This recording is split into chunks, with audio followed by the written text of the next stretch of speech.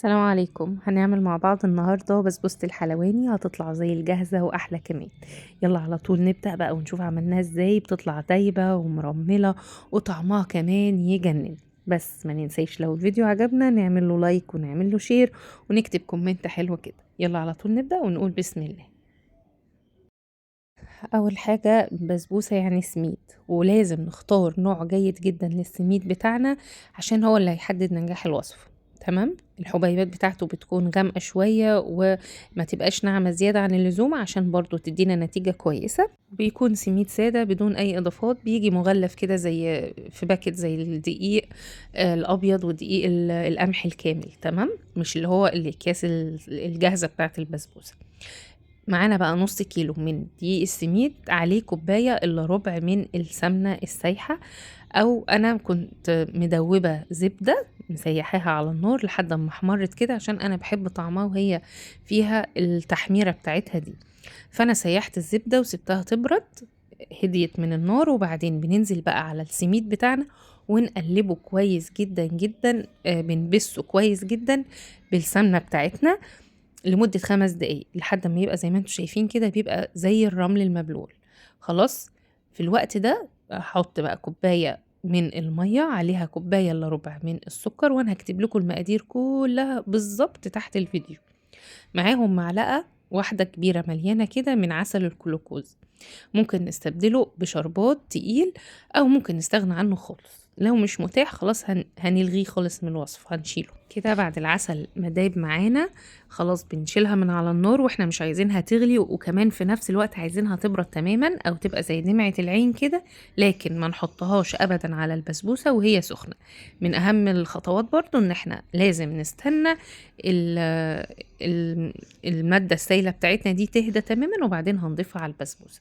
حطيت بقى نص معلقة صغيرة من الملح ومعلقة صغيرة برضو من الفانيليا. ومن اهم بقى برضو اسباب نجاح البسبوسة ان احنا ما نقلبهاش كتير. احنا هندمج المكونات مع بعض وبالمعلقة كده او باطراف اصابعنا وبالراحة جدا، مش بنبالغ في التقليب عشان ما نعملش عرق للدقيق بتاعنا ويتحجر معانا وتنشف في الفرن وما تشربش الشربات. فخلاص كده اتفقنا. اول حاجة نختار دقيق سميد كويس جدا، تاني حاجة نبسها بالسمنة كويس، تالت حاجة ما نحطش السوائل وهي سخنة، رابع حاجة ما نبالغش في التقليب. هنحضر الصينية بتاعتنا وندهنها معلقة كبيرة من السمنة بالشكل ده، وهننزل بالخليط بتاعنا. بيكون تقيل زي ما انتم شايفين كده، مش سايل، وهنفرده بايدينا عادي. ممكن ندهن ايدينا سمنة او مية، انا ما دهنتهاش واتفردت تمام زي الفل كده. وبعدين هنخبط الصينية في الأرض خبطتين كده عشان نتأكد ان احنا سويناها كويس جدا وكلها مقاس واحد. والأطراف بتاعتنا برضو ما نخليهاش هي أعلى من النص عشان خاطر ما تتحرقش مننا ويبقى شكلها وحش، وكمان بتشقق ومش بتبقى لطيفة خالص. خلاص هنجهز الفرن بتاعنا قبل ما ندخل الصينية على درجة حرارة 180 في الرف الوسطاني، بتاخد من 40 ل 60 دقيقة في الفرن. ما نستعجلش عليها، واول ما الاطراف بتاعتها تبدا تحمر بنقل لها الشوايه اخر دقيقتين 3 ونبقى جنبها كده لحد ما تاخد لون ممتاز ونطلعها. في الوقت اللي البسبوسه فيه في الفرن احنا هنحضر الشربات. معانا كوبايه واحده من السكر، عليهم كوبايتين من الميه، نفس الكوبايه اللي هنعاير بيها، وهيغلوا 5 دقايق على النار. هضيف لهم رشه صغيره خالص من ملح الليمون زي ما انتم شايفين كده، هتغلي كمان دقيقتين بملح الليمون. وبعدين هضيف لها في اخر دقيقتين تانيين الفانيليا بتاعتنا. خلاص هنديها تقليبة كده مع الفانيليا، والشربات جاهز معايا. يعني هو غلي معانا على النار حوالي 8 دقايق بالشكل اللي انتوا شايفينه ده. الشربات سخن جدا والبسبوسة كمان لسه خارجة من الفرن حالا. هننزل بقى بالشربات اللي هو لسه شايلينه من على النار والبسبوسة اللي لسه خارجة من الفرن، ونسقيهم بقى زي ما انتوا شايفين كده.